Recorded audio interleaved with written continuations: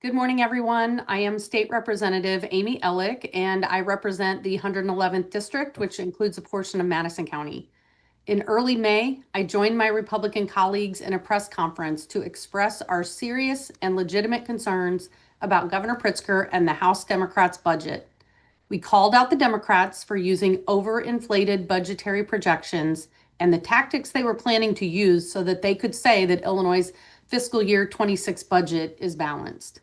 As deputy budgeteer for the House Republicans, I became keenly aware of the lack of transparency during the budget process. Once again, we were shut out of the process and were not able to provide input. Still, in May, Democrats passed a partisan budget that raised taxes, swept funds from dedicated areas, and included hundreds of millions of dollars in spending on pork projects in Democratic districts. The governor happily signed this budget into law and flaunted its contents. Now, just a few short months later, Governor Pritzker is claiming that the very same budget he signed is not feasible and is pointing fingers at the Trump administration through politically motivated executive orders rather than solving Illinois' problems. Governor Pritzker could have used his Office of Management and Budget to identify areas where spending could be reined in, such as pay raises for legislators, partisan pork projects, and billions on illegal aliens. But instead, the governor has chosen to blame his mismanagement on anyone but himself. A month ago, Governor Pritzker signed Executive Order 2025-05, which directed his agencies to identify immediate spending reductions in an effort to blame Trump for his agency's overspending. As a CPA and spokesperson for the General Services Appropriations Committee, I was very much looking forward to seeing where Governor Pritzker's agencies identified inefficiencies and excessive spending, and hoped that maybe this executive order would create a slightly more efficient government. That proved to be wishful thinking. We're not getting any information whatsoever from agencies about where they plan to cut. Because we had not heard any results from this executive order, House Republican leader Tony McCombie filed a Freedom of Information Act request on October 23rd to see what work was being done. On November 6th, we unfortunately were denied any information from the governor's office and were told that it was all internal deliberations. So today we ask, Governor Pritzker, when can we expect these internal deliberations to be made public? Illinoisans deserve transparency and accountability. Their government should be transparent about the work they are doing for them, not hiding behind political theater and press releases.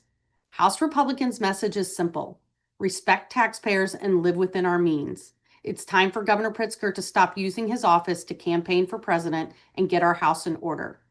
Now I'd like to introduce my colleague, State Representative Regan Deering. Thank you. I'm State Representative Regan Deering, representing the 88th District in Central Illinois, which covers all or parts of DeWitt, Livingston, Macon, McLean, and Piatt counties. As a first-year legislator, I came into the budgeting process hopeful that maybe my Democratic colleagues would recognize the seriousness of our state's financial crisis and rein in spending where we could.